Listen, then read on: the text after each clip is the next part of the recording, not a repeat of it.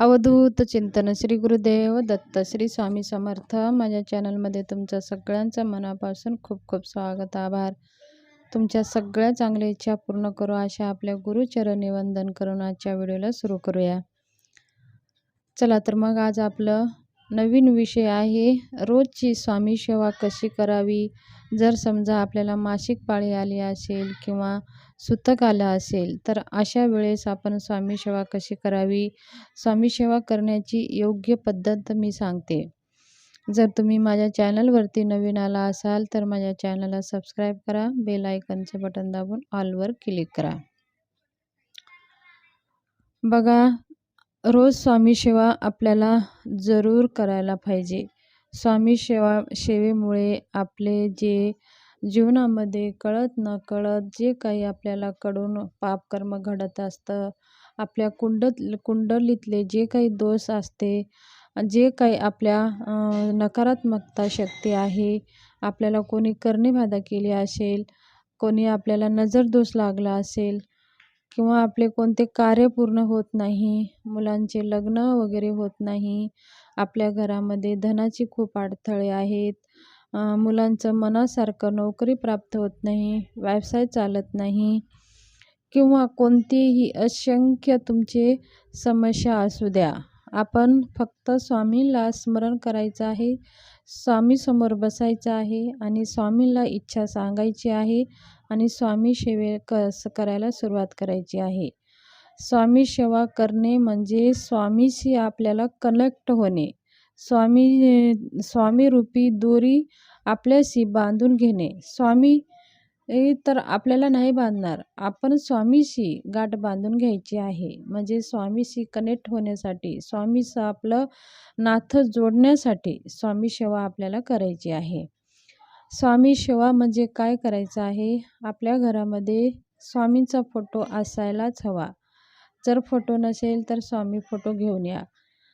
आणि दररोज बघा, जसं आपण दररोज आपल्याला जेवणाची गरज असते, पाणी पिण्याची गरज असते, त्याचप्रमाणे रोजची सेवा आपल्याला दररोज स्वामी सेवा करण्याची गरज आहे.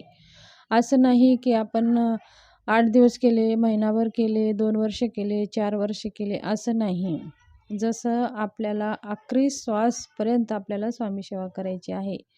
स्वामी सेवा म्हणजे काय, आपल्याला ओझं उचलायचं नाही, काही कोणाला दान धर्म द्यायचं नाही, न कुणाला आपल्याला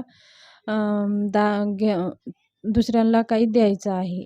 तर स्वामी सेवा करताना न आपल्याला पैसे लागणार नाहीत, फक्त आपल्याला वेळ लागणार आहे. समजा आता बसून वेळ देऊन स्वामीसमोर बसून जर समजा आपल्याला वेळ नसेल तर आपण हिंडत फिरत सुद्धा स्वामी स्मरण करू शकता.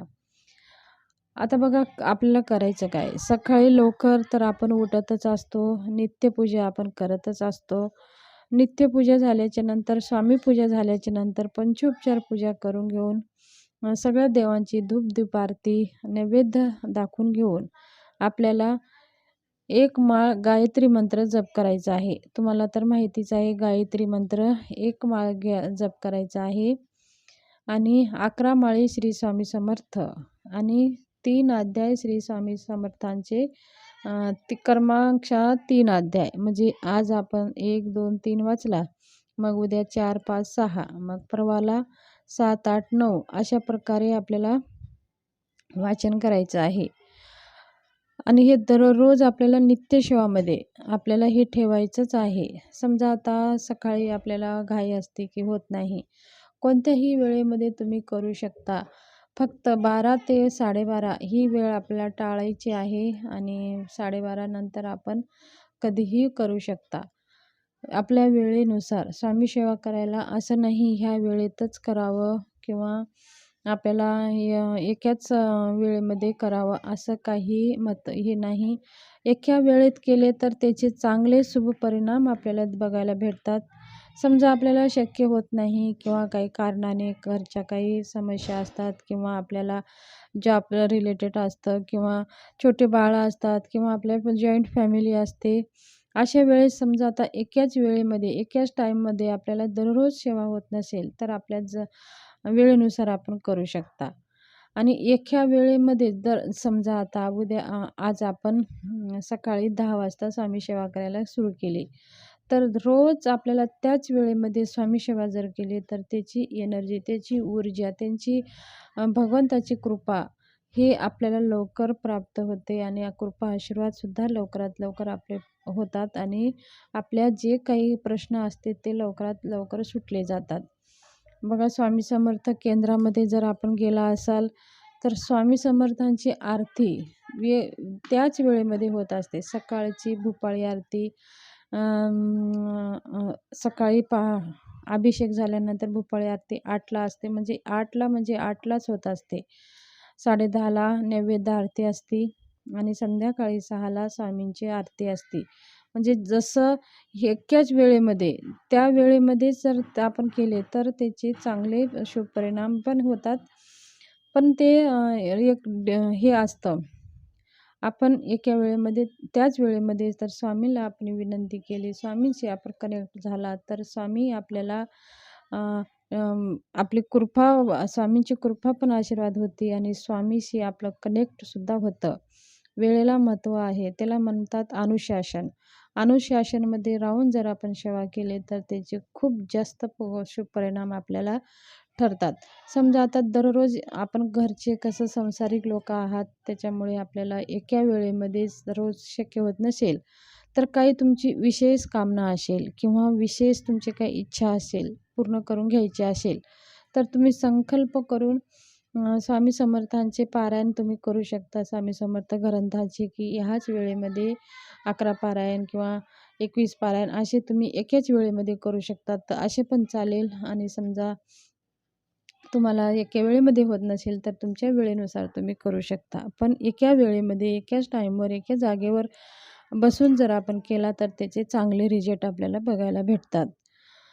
बघा, स्वामी सेवा करताना आपल्याला काहीच खर्च लागणार नाही. एक माळ आणि श्री स्वामी समर्थ सारामृतांचा एक ग्रंथ हे दररोज आपल्याला मनाभाव्याने ही सेवा केली तरी आपले असंख्य प्रश्न सुटतात. प्रत्येक संकटापासून आपल्याला संरक्षण होतं. आता स्वामी सेवा बघा, आपण रोज धूपदीप करताना स्वामींची पूजा आपण करतच असतो. स्वामींचं मूर्ती किंवा फोटो असेल तर आपल्याला पुष्प वगैरे अर्पण करून आपण आरती करत असतो. त्याचबरोबर स्वामींना नैवेद्य दाखवणं तेवढंच महत्त्वाचं आहे. आपल्या घरामध्ये जो काही अन्न बनवतो तेच नैवेद्य आपल्याला स्वामीला दाखवायचं आहे. असं नाही की स्पेशल आपल्याला काहीतरी बनवा आणि स्वामीला दाखवा. तुम्ही चटणी भाकर केला असाल तर चटणी भाकर दाखवायचं आहे. तुम्ही साधं भात डाळ केलं तरी भात डाळ स्वामीला दाखवायचं आहे. तेच जे दाखवलेलं अन्न ते आपल्या अन्नामध्ये अन्न मिक्स करून मग सगळ्यांनी ते प्रसाद ग्रहण करायचं आहे. म्हणून जे काही आपण अन्न बनवलेलं आहे ते अन्न आपल्या स्वामीला दाखवून स्वामींची विनंती करून आपल्याला ते नैवेद्य दाखवून ते अन्न आपण प्रसाद म्हणून खायचं आहे. ते अन्न न राहता ते नैवेद्य झालं, ते प्रसाद झालं, ते अमृत झालं. कारण का स्वामींनी ते नैवेद्य ग्रहण केलेलं आहे म्हणून तो प्रसाद बनतो. स्वामीला जे दाखवलेलं अन्न तो प्रसाद बनतो. म्हणून ते सगळ्यांनी प्रसाद खाल्ल्याने सगळ्यांचे सात्विक विचार व्हायला लागतात. घरामध्ये सात्विक नका होऊन सगळे आपण एकमेकांना प्रेमाने राहू लागतो. तर ही स्वामींची छोटीशी माहिती शेअर करायची होती. माझी माहिती कशी वाटली? आवडलं असेल तर चॅनलला शेअर करा, सबस्क्राईब करा आणि व्हिडिओ जास्तीत जास्त तुमच्या फॅमिली ग्रुपमध्ये हा व्हिडिओ शेअर करा. आणि जर काही विचारायचं असेल तर कमेंट बॉक्समध्ये जाऊन